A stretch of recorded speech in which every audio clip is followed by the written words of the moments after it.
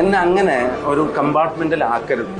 എനിക്ക് എന്തെങ്കിലും പ്ലസ് വടകരയിൽ നിന്ന് കിട്ടണമെങ്കിൽ അത് മതേതരത്വത്തിന്റെ പ്ലസ് കിട്ടണമെന്നുള്ള ആഗ്രഹം കൊണ്ട് വന്ന ഒരാളാണ്. അല്ല, കോൺഗ്രസ് പ്രസ്ഥാനത്തിന്റെ ഒരു നിലപാട് എന്നുള്ള നിലക്ക് നിങ്ങൾക്ക് എല്ലാവർക്കും അറിയാം. ഞാനൊരു സ്ഥാനാർത്ഥി എന്നുള്ള നിലക്കും ഈ നാടിന്റെ ഐക്യത്തിൽ വിശ്വസിക്കുന്നവരും നാടിന്റെ സാഹോദര്യത്തിൽ വിശ്വസിക്കുന്നവരും മതേതരത്വവും രാജ്യത്തിന്റെ ജനാധിപത്യ ബോധവും സംരക്ഷിക്കാൻ വേണ്ടിയുള്ള പോരാട്ടമാണെന്ന് ഉള്ളിലും പുറത്തും കരുതുന്നവരുമായിട്ടുള്ള ആളുകളുടെ പിന്തുണയാണ് ഞങ്ങൾ തേടുന്നത്. അവരുടെ വോട്ട് കൊണ്ട് ഈ തെരഞ്ഞെടുപ്പിൽ ജയിക്കാൻ കഴിയുമെന്നാണ് ഞങ്ങളുടെ വിശ്വാസം. തെരഞ്ഞെടുപ്പിൽ ജയിക്കാൻ വേണ്ടി മതത്തിന്റെ പ്ലസ് ഇതുവരെയുള്ള ഒരു തെരഞ്ഞെടുപ്പിലും ഞങ്ങൾ ആരും ഉപയോഗിച്ചിട്ടില്ല. ഞങ്ങൾക്ക് വേണ്ടത് മതേതരത്വത്തിന്റെ പ്ലസ് ആണ്.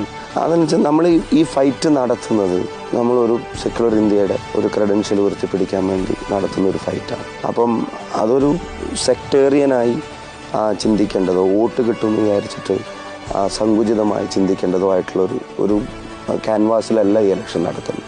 അപ്പം അതിൻ്റെ ഗൗരവത്തിൽ രാജ്യത്തിൻ്റെ മതേതര മൂല്യങ്ങളെ വില കൽപ്പിക്കുന്നവരുടെ വോട്ട് കൊണ്ട് ജയിക്കണമെന്നാണ് ആഗ്രഹിക്കുന്നത്. ഞങ്ങൾക്ക് നല്ല ക്ലാരിറ്റി ഉണ്ട്. സെക്യുലർ ഇന്ത്യക്ക് വേണ്ടി നടക്കുന്ന തെരഞ്ഞെടുപ്പാണ്. മതേതര വോട്ടുകളാണ് ഞങ്ങൾക്ക് വേണ്ടതെന്നുള്ള വിശ്വാസം ഞങ്ങൾക്കുണ്ട്. അത് വെച്ച് തന്നെ തെരഞ്ഞെടുപ്പിൽ ജയിക്കാൻ കഴിയുമെന്ന് ഞങ്ങൾക്കറിയാം. വളരെ ഹീനമായ മാർഗങ്ങൾ തേടുകയാണ്. തെരഞ്ഞെടുപ്പിൽ ജയം തോൽവി അവിടെ നിൽക്കട്ടെ, പക്ഷെ നാട്ടിൽ ഒരു വിഭാഗീയത ഉണ്ടാക്കിയാൽ വിഭജിക്കാൻ എളുപ്പമാണ്, ഒരുമിപ്പിക്കാനാണ് പ്രയാസം. അപ്പോൾ തെരഞ്ഞെടുപ്പ് ജയിക്കാൻ വേണ്ടി ജനങ്ങളെ തമ്മിൽ വേർതിരിവ് നടത്തിയാൽ അതിൻ്റെ പ്രയാസങ്ങൾ സമൂഹത്തിൽ പിന്നീട് ഉണ്ടാകും. അതാരും ചെയ്യരുത്, ആരും അതിന് മെനക്കെടുകയും ചെയ്യരുത്. ഒരു രാഷ്ട്രീയ പ്രസ്ഥാനവും ഒരു നേതാവും ഒരു ഭരണാധികാരിയും അതിന് മെനക്കെടരുത്. ഞങ്ങളൊന്നും അങ്ങനെ മതത്തിൻ്റെ പേരിൽ അളക്കപ്പെടുന്ന ആളുകളായിട്ട് ഇതുവരെ കേരള പൊതുമണ്ഡലത്തിൽ മാറിയിട്ടില്ല. ഞാൻ ആവർത്തിച്ചു പറയുന്നു, മതത്തിൻ്റെ പ്ലസ്സിലല്ല മതേതരത്വത്തിൻ്റെ പ്ലസ്സിലാണ് ഈ തെരഞ്ഞെടുപ്പിനെ നേരിടുന്നതും ജയിക്കാൻ പോകുന്നത്. അവരെന്നെ ഒരു ഫേക്ക് സ്ക്രീൻഷോട്ട് ഉണ്ടാക്കുക, എന്നിട്ട് അവരുടെ ഉത്തരവാദിത്തപ്പെട്ട ആളുകൾ തന്നെ അത് പോസ്റ്റ് ചെയ്യുക, ആ ഉത്തരവാദിത്തപ്പെട്ട ആളുകളുമായിട്ട് ബന്ധമുള്ള ആളുകൾ തന്നെ പരാതി കൊടുക്കുക, അതിലും എൻ്റെ പേരിടുക. ആരാണ് ഇല്ലാത്ത കാര്യങ്ങൾ ജനങ്ങൾക്കിടയിൽ ധ്രുവീകരണം ഉണ്ടാക്കാൻ വർഗീയത പറയുന്നത്? കാഫിർ എന്നാരും വിളിച്ചിട്ടില്ല. കാഫിർ എന്ന് വിളിച്ചതായി പ്രചരിപ്പിക്കപ്പെട്ട സ്ക്രീൻഷോട്ട് ഫേക്കാണ്. അത് കേരളത്തിലെയും വടകരയിലെയും മൊത്തം ജനങ്ങൾക്കും ബോധ്യപ്പെടുകയും ചെയ്തിട്ടുണ്ട്. എനിക്ക് ഒരു കാര്യം കളങ്കമില്ലാതെ പറയാൻ പറ്റും, എനിക്ക് വർഗീയത പറഞ്ഞൊരു തെരഞ്ഞെടുപ്പിൽ ജയിക്കുന്നതിനേക്കാളും ഇഷ്ടം 100 തെരഞ്ഞെടുപ്പിൽ തോൽക്കുന്നതാണ് എന്നുള്ളത് ഞാൻ ഇവിടെ പറയാൻ ആഗ്രഹിക്കുക. അറിയണം, അത് എന്നെ സംബന്ധിച്ചിടത്തോളം വടകരയെ സംബന്ധിച്ചിടത്തോളം കേരളത്തെ സംബന്ധിച്ചിടത്തോളം ഒരു നെസസിറ്റി ആണെന്ന് ഞാൻ വിശ്വസിക്കുന്നു. കാരണം കാഫർ എന്നുള്ളത് ഒരു പൊളിറ്റിക്കൽ ഡിസ്കോഴ്സിൽ ആരും യൂസ് ചെയ്യുന്ന ഒരു വാക്കല്ല, നമ്മൾ ആരും ഇതുവരെ കേട്ടിട്ടുള്ള ഒരു വാക്കല്ല. കാഫർ സ്ക്രീൻഷോട്ട് ആദ്യം പ്രത്യക്ഷപ്പെട്ടത് ഇടത് സൈബർ ഗ്രൂപ്പുകൾ എന്ന പോലീസ് മതസ്പർദ്ധ വളർത്തുന്ന സന്ദേശം ആദ്യം പോസ്റ്റ് ചെയ്തവരെ കണ്ടെത്തി. കാഫർ സ്ക്രീൻഷോട്ട് ആദ്യം കണ്ടത് റെഡ് എൻകൗണ്ടേഴ്സ് എന്ന വാട്സാപ്പ് ഗ്രൂപ്പിലെന്ന് പോലീസ് പറയുകയാണ്. തെരഞ്ഞെടുപ്പ് ജയിക്കാൻ വേണ്ടി ഏതറ്റം വരെയും പോകാൻ ഇത്തരം കാര്യങ്ങൾ ഉപയോഗിക്കുമ്പോൾ അതറിയാതെ അതിൽ പെട്ടുപോകുന്ന സാധാരണ CPM പ്രവർത്തകൻ അവൻ എഴുന്നേറ്റ് നിന്ന് ഇനിയെങ്കിലും നേതൃത്വത്തോടും ഇതെടുത്ത് ഉപയോഗിച്ചവരോടും ചോദ്യം ചെയ്യാൻ തയ്യാറാവണം.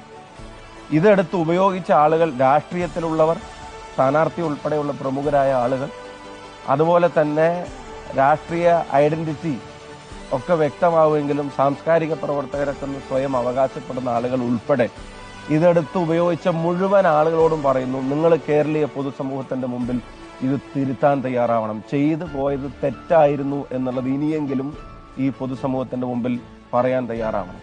അതുകൊണ്ടാണ് ഞാൻ പറഞ്ഞതിന് വേണ്ടത് റെഡ് എൻകൗണ്ടർ തന്നെയാണെന്ന് വെച്ചാൽ CPM പ്രവർത്തകർ തന്നെ എഴുന്നേറ്റ് നിന്ന് ഇതിനെ എതിർക്കാൻ തുടങ്ങണം. കോടതിയുടെ ഇടപെടലും പോലീസിന്റെ റിപ്പോർട്ടും അന്വേഷണവും ഒക്കെ വരുന്നതിന്റെ മുമ്പ് തന്നെ അത് വ്യാജമാണെന്ന് പൂർണ്ണമായും തിരിച്ചറിഞ്ഞ വടകരയിലെ ജനങ്ങളോടുള്ള നന്ദി ഒരിക്കൽ കൂടി ഈ വേളയിൽ അറിയിക്കുകയാണ്. വിദ്വേഷ പ്രവർത്തനത്തിന് ഗവേഷണം നടത്തുന്ന BJP പോലും ഇവരുടെ മുമ്പിൽ നാണിച്ച് തലതാഴ്ത്തി നിൽക്കുന്ന സ്ഥിതി. ഇനി ഒരിക്കലും CPM പോലുള്ള ഒരു പാർട്ടി BJPയെ പോലെ സംഘപരിവാറിനെ പോലെ സമൂഹത്തിൽ ഭിന്നിപ്പുണ്ടാക്കാൻ വേണ്ടിയിട്ടുള്ള ഒരു ശ്രമവും നടത്തരുത്. പോലീസ് സ്ലോ മോഷനിലായിരുന്നു, പോലീസ് ഉടനീളം സ്ലോ മോഷനിലായിരുന്നു. അതിന്റെ അർത്ഥം ബഹുമാനപ്പെട്ട പ്രതിപക്ഷ നേതാവ് പറഞ്ഞ പോലെ സംരക്ഷിക്കേണ്ടത് ആരെയാണെന്ന് പോലീസിന് അറിയാവുന്നതുകൊണ്ടാണ്. എന്തായാലും ആ മുഹമ്മദ് കാസിം കാണിച്ച ധീരത പ്രതിപക്ഷ നേതാവിനോട് സൂചിപ്പിച്ചു. അതോടൊപ്പം തന്നെ പാറക്കൽ അബ്ദുൾ, നമ്മുടെ ഇലക്ഷൻ കമ്മിറ്റിയുടെ ചെയർമാൻ, അദ്ദേഹം ഇക്കാര്യത്തിൽ എടുത്തിട്ടുള്ള നിയമപരമായ നടപടികൾ വലിയൊരു വിഭാഗീയത ഉണ്ടാക്കാൻ നടത്തിയ ശ്രമത്തിനെതിരെ ഇലക്ഷൻ ജയിച്ചപ്പോൾ ഞങ്ങൾക്ക് സമാധാനമായതുകൊണ്ട് വെറുതെ ഇരിക്കുകയല്ല അവർ ചെയ്തത്. ഇത് നാട്ടിൽ ഇനി ഉണ്ടാവാൻ പാടില്ല. വടകരയിൽ അങ്ങനെ ഒരു കാര്യം കേരളത്തിൽ എവിടെയും സംഭവിക്കാൻ പാടില്ല എന്നതിന്റെ പേരിൽ നിയമപരമായി ആ നടപടിക്രമങ്ങൾ ഫോളോ ചെയ്യുകയും ശ്രീ പാറക്കൽ അടക്കം ഉൾപ്പെടെയാണ് നേതാക്കന്മാരുടെ താല്പര്യം. അതൊക്കെയാണ് ഇപ്പം അദ്ദേഹം സൂചിപ്പിച്ചതുപോലെ ചെവിക്ക് പോലീസിനെ കോടതി പിടിച്ചതുകൊണ്ടാണ് ഇത്രയെങ്കിലും കാര്യങ്ങൾ ഇനിയും പുറത്തു വരാനുണ്ട്, അതും വരും.